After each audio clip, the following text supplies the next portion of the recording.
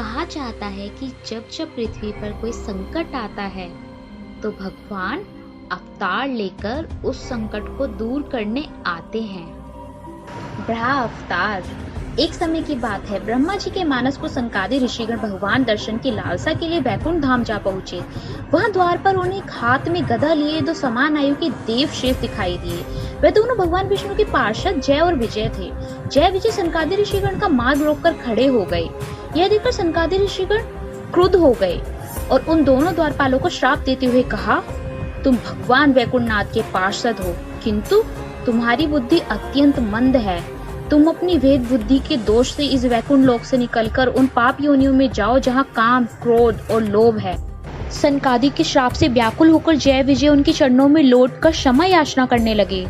इधर जैसे ही श्री भगवान पद्मनाथ को विदित हुआ कि उनके दोनों पार्षदों ने संकादी का अनादर किया है, वे तुरंत लक्ष्मी सहित वहां पहुंच गए। भगवान को स्वयं वहां देखकर संकादी की विचित्र दशा हो गई। वे तुरंत भगवान को प्रणाम करके उनकी स्तुति करने लगे।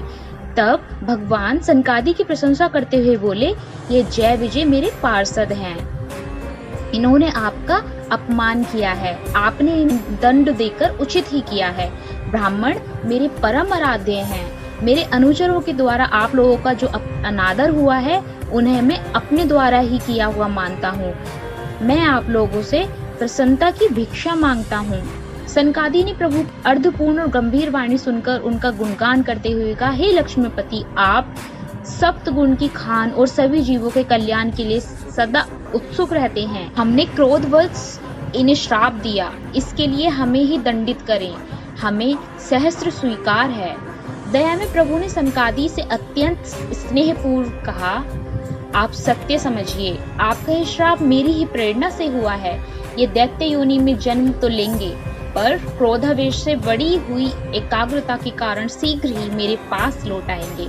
संकादी ऋषियों ने प्रभु की अमृतवाणी से प्रसन्न होकर उनकी परिक्रमा की और वहां से प्रस्थान कर गए।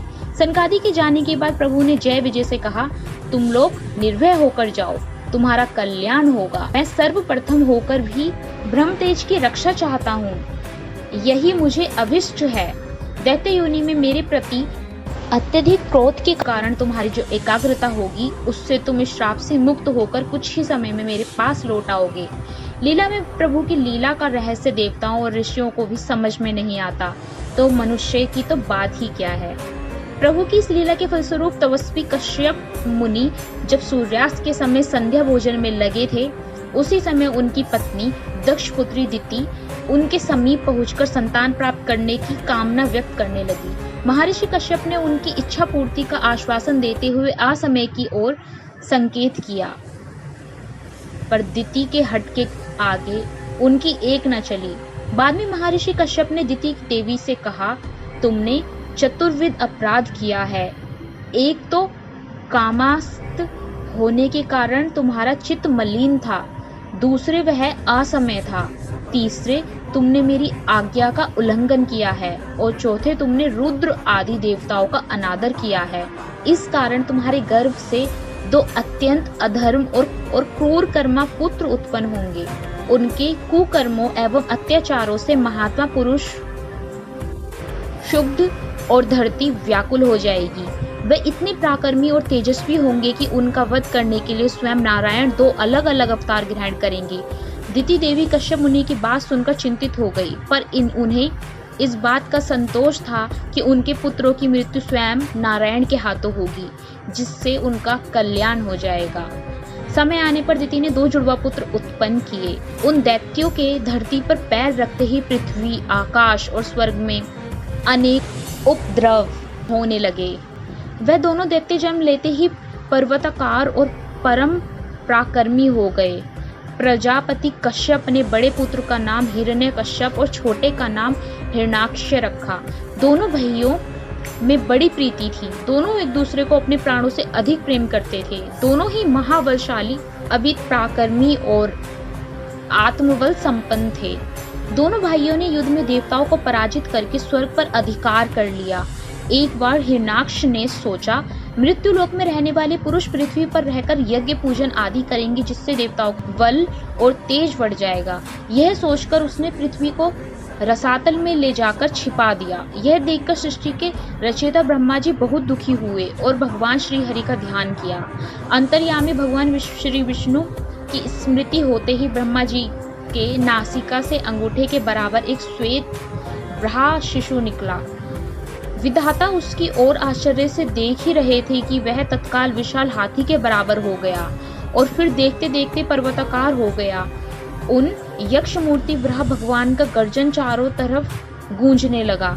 वे घुर्राते हुए और गरजते हुए मदमस्त हाथी के समान लीला करने लगे।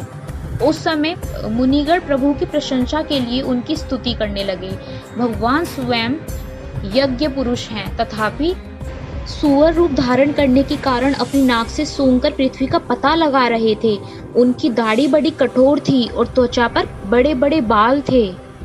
इस प्रकार वे बड़े क्रूर जान पड़ते थे, पर अपनी स्तुति करने वाले मुनियों की ओर बड़ी सौम्य दृष्टि से निहारते हुए उन्होंने जल में प्रवेश किया।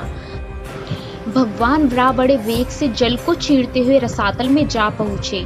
वहां उन्होंने पृथ्वी को देखा और अपने दाढ़ से पृथ्वी को उठाकर रसातल से बाहर निकाला। जल से बाहर निकालकर वे पृथ्वी को निर्दिष्ट स्थान पर स्थापित कर ही रहे थे कि इतने में ही हिरण्याक्ष वहां पहुंच गया। उसने ब्रह्मा भगवान को युद्ध की चुनौती दी। इसके बाद हिरण्याक्ष और ब्रह्मा भगवान के बीच भयंकर संग्राम हुआ। इस युद्ध में ब्रह्मा भगवान ने खेल खेल में ही हिरण्याक्ष का वध कर दिया। इसके साथ ही देवतागण ब्रह्मा भगवान की स्तुति करने लगे। फिर प्रभु ने वैष्णवों के हित के लिए कोकामुख तीर्थ में ब्रह्मा रूप का त्याग किया। श्वेत वाराकल की सृष्टि प्रारंभ हुई और अंत में इस कहानी से हमें सीखने को मिलता है कि जब पाप और नफरत ज्यादा बढ़ने लग जाती है तो भगवान को भी उसे नियंत्रण करने के लिए बार बार अवतार लेना पड़ता है।